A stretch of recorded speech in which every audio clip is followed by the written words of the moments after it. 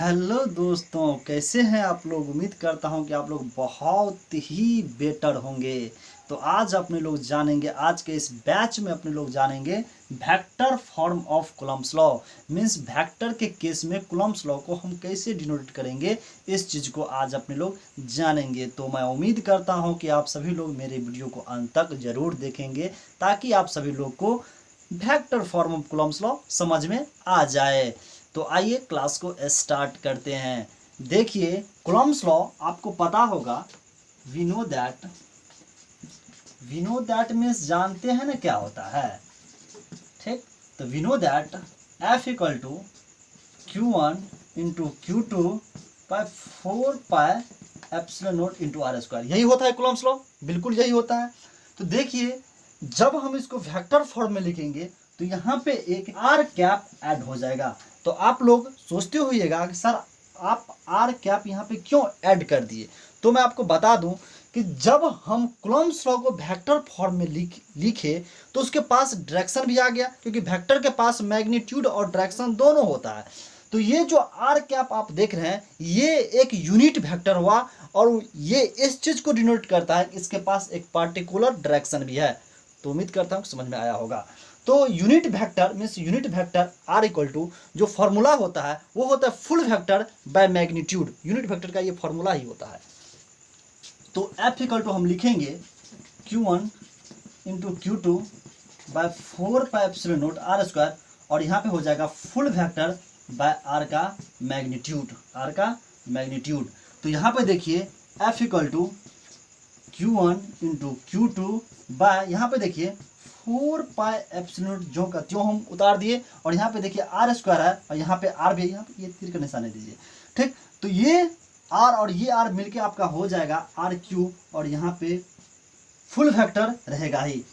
तो आपका यहाँ पे मिल चुका है vector form of Coulomb's law, इसी फॉर्म में जाएगा।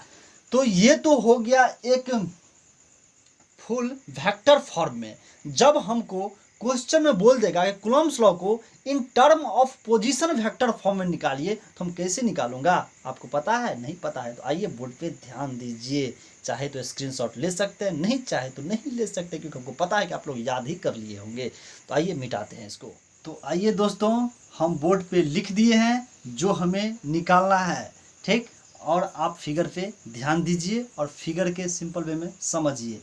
देखिए, यहाँ पे हम दो एक्सिस कंसिडर किए हैं, एक्स एक्सिस और वाई एक्सिस, और इस दोनों एक्सिस के बीचों बीच दो चार्ज प्लेस्ड किए हैं, Q1 चार्ज और Q2 चार्ज। यहाँ से सेंटर से इस चार्ज Q1 का जो पोजीशन है वो R1 है, और Q2 चार्ज का जो पोजीशन है सेंटर से वो R2 है, आपको दिखता होगा। और इस दोनों चार्ज के बीच मीन्स Q1 और Q2 के बीच कुछ डिस्टेंस है, मीन्स कुछ डिस्टेंस बनाकर रखा गया है। ठीक, तो Q1 चार्ज Q2 पर जो फोर्स लगाएगा वो F21 लगाएगा, और Q2 चार्ज Q1 पे जो फोर्स लगाएगा वो F12 लगाएगा। तो मैं उम्मीद करता हूं कि आप सभी लोगों को सिंपल वे में फिगर समझ में आ गया होगा। आइए बोर्ड पे कुछ लिखते हैं। लिखेंगे कंसीडर द सिचुएशन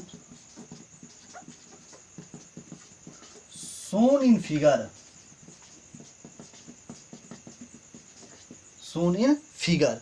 आइए आगे बढ़ते हैं। यहाँ पे देखिए ओ ए इक्वल टू क्या है, ओ ए इक्वल टू R1। ठीक, और O B equal to, comma कर दीजिए, O B equal to O B कितना है R2। ठीक, तो आइए अब आगे बढ़ते हैं। तो यहाँ पे हम पोजीशन वेक्टर निकालने जा रहे हैं, तो यहाँ पे आप वेक्टर का साइन दे दीजिए, ठीक रहेगा। यहाँ पे आप वेक्टर का साइन दे दीजिए। ठीक, तो आइए अब आगे बढ़ते हैं। यहाँ पे जो आप F12 देख रहे हैं वो आपका है force on Q1 due to Q2। ठीक, और यहाँ पे आप जो F21 देख रहे हैं उसका मतलब force on Q2 due to Q1। तो यहाँ पे ध्यान दीजिए, इतना तो आप समझ गए होंगे, लेकिन यहाँ पे फोर्स पे आप वेक्टर साइन नहीं दिए, ये बहुत बड़ा आप मिस्टेक कर दिए। तो यहाँ पे हम वेक्टर साइन दे दिए हैं फोर्स पे। तो अब हम क्या करेंगे कि इसके बीच लगने वाला फोर्स निकालेंगे कि फोर्स कितना होगा। तो फोर्स हमको पहले से ही पता है कूलम्ब्स लॉ के अनुसार कितना होगा। पहले हम निकालते हैं F12। पहले हम क्या निकालेंगे, F12। तो F12 कितना हो जाएगा, Q1 into Q2 by 4 pi epsilon naught, हम पहले से ही जानते हैं। और इसके बीच का डिस्टेंस कितना है, ए बी ले लेते हैं इसके बीच का डिस्टेंस। अरे यहाँ से यहाँ तक डिस्टेंस ए बी हुआ ना, ए बी, ठीक। तो ए बी का कितना हो जाएगा, स्क्वायर हो जाएगा। और यहाँ पे आपको पता होना चाहिए कि अभी तुरंत हम बताएं Coulomb's law in vector form में कि कूलम्ब्स लॉ के पास डायरेक्शन भी होता है, और डायरेक्शन के लिए हम एक यूनिट वेक्टर यहाँ पे ऐड करते हैं। तो वो यूनिट वेक्टर कितना होगा, देखिए यहाँ पे हम F12 निकाल रहे हैं, मीन्स Q2 फोर्स Q1 पे जो लगा रहा है वही है F12। तो किधर से किधर फोर्स जा रहा है, इधर से इधर जा रहा है, मीन्स इधर से इधर जा रहा है। तो क्या हो जाएगा, B से A। तो यहाँ पे हम यूनिट वेक्टर के रूप में BA ही ऐड करेंगे, ठीक। उम्मीद करता हूँ समझ में आप लोगों को आया होगा। आइए आगे बढ़ते हैं, यहाँ पे वेक्टर साइन दे दीजिए। और यहाँ पे देखिए F12 यहाँ पे हो जाएगा आपका Q1 into Q2 by 4 pi epsilon naught, simple way में समझिए, ए बी का स्क्वायर। और यहाँ पे देखिए unit vector, unit vector equal to क्या फॉर्मूला होता है, फुल वेक्टर बाय मैग्नीट्यूड। यहाँ पे आप फुल वेक्टर के रूप में बी ए ही लिखिएगा, और मैग्नीट्यूड के रूप में बी ए मैग्नीट्यूड हो गया। और यहाँ पे देखिए बी ए मैग्नीट्यूड है, यहाँ पे ए बी का स्क्वायर है। तो ए बी भी एक मैग्नीट्यूड है, मीन्स एक डिस्टेंस है, और बी ए भी एक डिस्टेंस ही है, क्योंकि मैग्नीट्यूड का बात हो रहा है, डायरेक्शन का तो बात हो नहीं रहा है। ये दोनों क्या हो जाएगा, मल्टीप्लिकेशन हो जाएगा। तो आपका मल्टीप्लिकेशन होकर के आपका लास्ट का वैल्यू मिल जाएगा Q1 into Q2 by 4 pi epsilon naught A B का cube into B A full vector. B A तो फुल वेक्टर के रूप में रहेगा ही ना, बिल्कुल रहेगा। तो यहाँ पे देखिए आपका मिल चुका है इतना, तो दिखता भी होगा, मैं उम्मीद करता हूँ। तो आइए अब इससे आगे यहाँ पे लिखेंगे। तो यहाँ पे देखिए बी ए तो मुझे फुल वेक्टर के रूप में है, तो इसका वैल्यू कितना होगा वो अब हम फाइंड आउट करेंगे। तो इस फिगर पे आप ध्यान दीजिए, यहाँ पे देखिए ये वेक्टर एक है जो कि इधर जा रहा है, यहाँ पे देखिए एरो का चिन्ह है, और ये एक वेक्टर है जो इधर जा रहा है, क्योंकि F12 निकाल रहा हूँ तो इधर से इधर डायरेक्शन में लिया हूँ। तो देखिए एक यहाँ जा रहा है और एक इधर जा रहा है। तो यहाँ पे देखिए कैसा कनेक्शन हो रहा है, इस पॉइंट पे कैसा कनेक्शन हो रहा है, हेड टेल कनेक्शन हो रहा है। मीन्स फर्स्ट वेक्टर के हेड पे सेकेंड वेक्टर का टेल रखा गया है। तो जब हम इस दोनों वेक्टर का एडिशन करूंगा तो किस लॉ पे जाएगा, ट्रायंगल लॉ ऑफ एडिशन पे जाएगा, और जिसका रिजल्टेंट वेक्टर आपका ये हो जाएगा, ये लाइन आपका रिजल्टेंट वेक्टर हो जाएगा। यहाँ पे R1 है, लिख दीजिए R1। तो ये आपका रिजल्टेंट वेक्टर हो जाएगा। और ट्रायंगल ऑफ एडिशन कैसे होता है वो आप लोग को पता होना चाहिए, क्या होता है ये भी पता होना चाहिए। नहीं आपको पता है तो मेरे चैनल पे वो वीडियो अवेलेबल है, जाकर वो वीडियो आप देख सकते हैं। तो आइए लिखता हूँ, तो ये वेक्टर प्लस ये वेक्टर इक्वल टू ये वेक्टर होगा, आप लोग जानते होंगे तो लिख दीजिए ओ बी प्लस, यहाँ पे ओ नहीं होगा सॉरी, बी ए वेक्टर प्लस सॉरी नहीं, यहाँ पे देखिए इक्वल टू होगा ओ ए। तो मैं उम्मीद करता हूँ कि आप सभी लोगों को समझ में आया होगा। तो यहाँ पे देखिए ओ बी का मतलब कितना हो जाएगा R2 प्लस बी ए को वैसे ही रहने दीजिए क्योंकि इसका ही वैल्यू मुझे फाइंड आउट करना है। और यहाँ पे ओ ए का वैल्यू कितना हो जाएगा, ओ ए वैल्यू R1 हो जाएगा, इक्वल टू लिखिए R1। अरे आजकल जो हाथ बहुत मिस्टेक कर रहा है, क्या बात है, हाथ महाराज तमसा गया है लगता है। ठीक, आगे बढ़ते हैं, आइए और कर दीजिए यहाँ पे।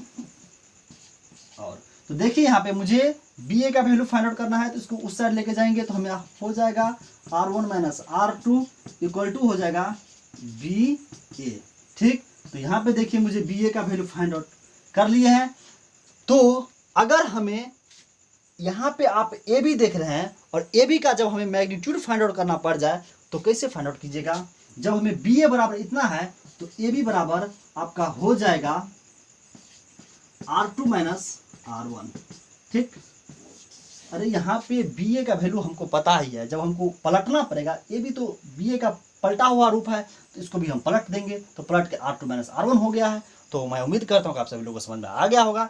तो यहाँ पे देखिए, अच्छा जब हम इसका मैग्नीट्यूड का बात करें, ए बी का मैग्नीट्यूड का, तो आपका हो जाएगा R2 माइनस R1 वेक्टर के रूप में, ये भी मॉड के अंदर बंद हो जाएगा। तो आप ए बी का मैग्नीट्यूड भी मुझे मिल चुका है, यहाँ पे ए बी का मैग्नीट्यूड भी मिल चुका है और बी ए वेक्टर का फुल फॉर्म भी मुझे मिल चुका है। अब यहाँ पे आप पुट कर दीजिए, इसको आप इक्वेशन फर्स्ट मान लीजिए और यहाँ पे आप पुट कर दीजिए तो आपका वैल्यू हो जाएगा। लेकिन बोर्ड भर चुका है, इस बोर्ड को मैं मिटाऊंगा, उसके बाद मैं आगे का कॉन्सेप्ट बताऊंगा, आप स्क्रीनशॉट ले लीजिए। ठीक, तो आइए दोस्तों बोर्ड पे ध्यान दीजिए। आपका इक्वेशन फर्स्ट क्या था, F12 equal to Q1 into Q2 by 4 pi epsilon naught A B का Q और बी ए फुल फैक्टर के रूप में। और बी ए फुल फैक्टर का वैल्यू आपको कितना मिला था, R1 माइनस R2, और ए बी का जो मैग्नीट्यूड था वो कितना आपको मिला था, R2 माइनस R1 मोड के अंदर बंद था। तो आइए अब इस दोनों का वैल्यू आप इक्वेशन फर्स्ट में पुट कर दीजिए और देखिए क्या मिलता है आपको। यहाँ पे देखिए मैं पुट करता हूँ तो हमको मिलेगा फ्रॉम इक्वेशन फर्स्ट से, फ्रॉम फर्स्ट से चलेंगे तो हो जाएगा आपका F21 equal to Q1 into Q2 by 4 pi epsilon naught, और यहाँ पे क्या है ए बी का Q, इसका Q हो जाएगा R2 माइनस R1, कितना R2 माइनस R1 का मोड में Q, और यहाँ पे देखिए बी ए फुल फैक्टर के रूप में है तो बी ए का वैल्यू भी यहाँ पे मिला है तो पुट कर दीजिए तो हाँ हो जाएगा आपका R1 माइनस R2। तो देखिए यहाँ पे आपका वैल्यू मिल चुका है, कितना वैल्यू आपका मिला है, तो सिंपल वे में आपका वैल्यू मिला है F12 equal to Q1 into Q2 by 4 pi epsilon naught R2 minus R1 का क्यूब और R1 माइनस R2, ये फुल फैक्टर है। इसको आप तत्काल अगर आपको दिक्कत हो रहा है तो इस प्रकार से आप बंद कर दीजिए, कोई दिक्कत नहीं होने वाला है। ठीक, ये मोड के अंदर बंद नहीं है, तत्काल डिलीट करने के लिए हम यहाँ पे बंद कर दें ताकि आपको पता चले।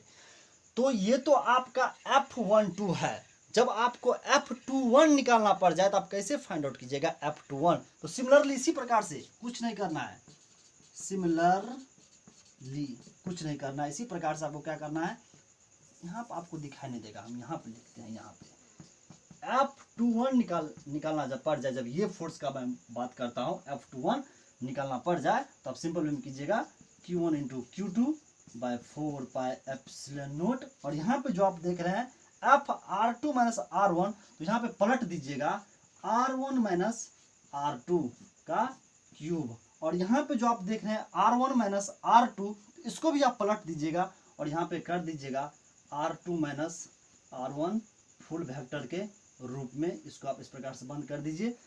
तो यहाँ पे देखिए आपका F21 निकल चुका है, यहाँ पे F21 निकल चुका है, ये नहीं है, ये इसके बाहर है। ठीक, तो यहाँ पे देखिए F12 और F21 में किस चीज़ का डिफरेंस है, किसी भी चीज़ का डिफरेंस नहीं है। समझिए इसका ये रिवर्स है, चाहे इसी का रिवर्स ये है। लेकिन एक बात मैं आपको बता दूं कि यहाँ पे जो आप मैग्नीट्यूड में R2 माइनस R1 देख रहे हैं और यहाँ पे R2, यहाँ पे सॉरी, यहाँ पे R1 माइनस R2 है और यहाँ पे R2 माइनस R1 है, तो ये दोनों एक दूसरे को मतलब एक दूसरे का इक्वल होगा क्योंकि मैग्नीट्यूड का बात हो रहा है। यहाँ पे मैं लिख देता हूँ hair R2 minus R1 mode के अंदर बंद equal to R1 minus R2 mode के अंदर बंद होगा। तो ये मेरा क्या था, Coulomb's law in term of position vector. तो मैं उम्मीद करता हूं कि आप सभी लोगों को बहुत ही अच्छा से माइंड में गया होगा, समझ में आया होगा और आप लोग वीडियो को अंत तक देखे होंगे। तो आज यहीं तक रखते हैं, अगला कॉन्सेप्ट अगले दिन जानेंगे।